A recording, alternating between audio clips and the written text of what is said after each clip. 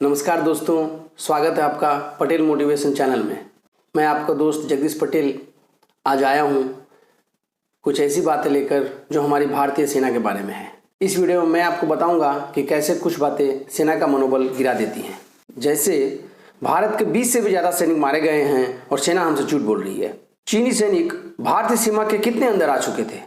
मारे गए सैनिकों की सही संख्या सरकार क्यों नहीं बताना चाहती? क्या चाइना ने भारतीय सैनिकों को बंधक बनाकर रखा है? प्रधानमंत्री, रक्षा मंत्री, गृह मंत्री, इन सब की बातें एक दूसरे से मिलती क्यों नहीं? क्या यह सब झूठ बोल रहे हैं? हमारी सरकार आखिर क्या छुपा रही है? ऐसे बहुत सारे सवाल हो सकते हैं, लेकिन जवाब से पहले 2 मिनट का एक छोटा सा उदाहरण सुन लीजिए। 1982 में फॉल्कन आइलैंड को जीतने के लिए अर्जेंटीना के राष्ट्रपति लियोपोल्डो ने ब्रिटेन से युद्ध छेड़ दिया। तब ब्रिटेन की सेना उतनी ताकतवर नहीं हुआ करती थी। इस युद्ध में एक छोटा सा देश अर्जेंटीना एक के बाद एक ब्रिटेन के 6 युद्धपोतों को तबाह कर दिया।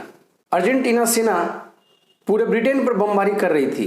ब्रिटेन के सैनिक भारी संख्या में मारे जा रहे थे। ऐसा लग रहा था कि 2 या 3 हफ्तों में लड़ाई अर्जेंटीना के पक्ष में हो जाएगी और अर्जेंटीना ब्रिटेन से युद्ध जीत जाएगा। उस समय ब्रिटेन की प्रधानमंत्री थी मार्गरेट थैचर।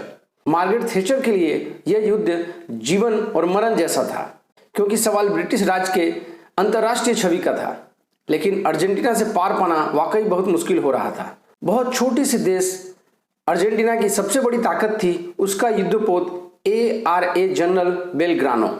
यह युद्धपोत पूरी ब्रिटेन सेना पर कहर बनकर बरस रहा था। दरअसल ब्रिटेन की सेना की सबसे बड़ी समस्या यह थी कि ARA जनरल बेलग्रानो किस लोकेशन से मिसाइल छोड़ रहा है, यह ब्रिटेन की सेना को पता ही नहीं चल पा रहा था। और अर्जेंटीना के लिए यही सबसे बड़ी कामयाबी थी।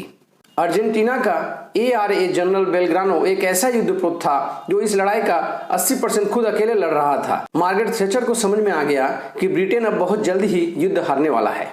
दोस्तों, कहानी अब शुरू होती है। तब ब्रिटेन का एक प्रोपेगेंडा शुरू हुआ और ब्रिटेन के अधिकारी मीडिया को बुलाकर प्रेस कॉन्फ्रेंस की गई और उन्होंने दुनिया को बताया कि अर्जेंटीना का सबसे बड़ा और सबसे ताकतवर युद्धपोत ARA जनरल बेलग्रानो को उड़ा दिया गया है और यह युद्ध ब्रिटेन लगभग जीत गया है।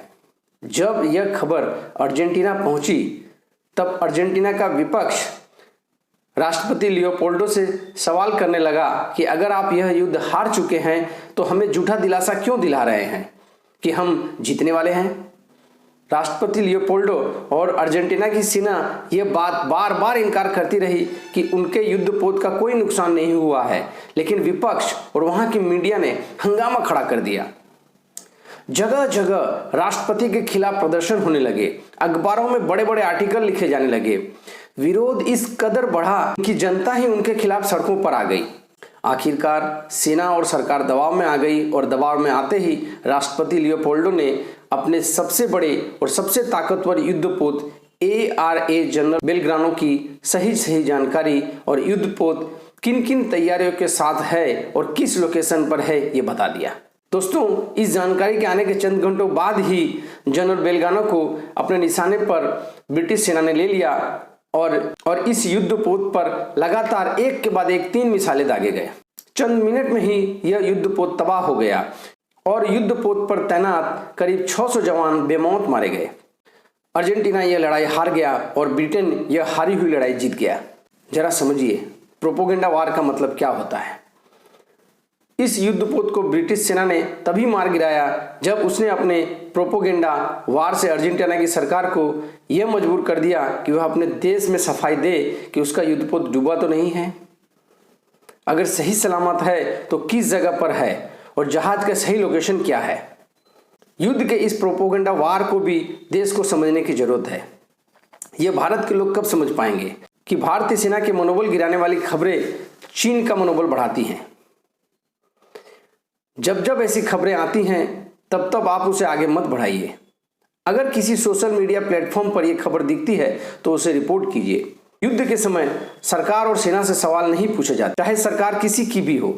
सवाल पूछने के और भी मौके आएंगे। दोस्तों, मैं आपसे रिक्वेस्ट करता हूं कि आप इस वीडियो को ज़्यादा से ज़्यादा शेयर कीजिए ताकि हर भारतीय के पास पहुंचे और वो सेना के पक्ष में खड़ी हो और सेना का मनोबल बढ़ाती रहे।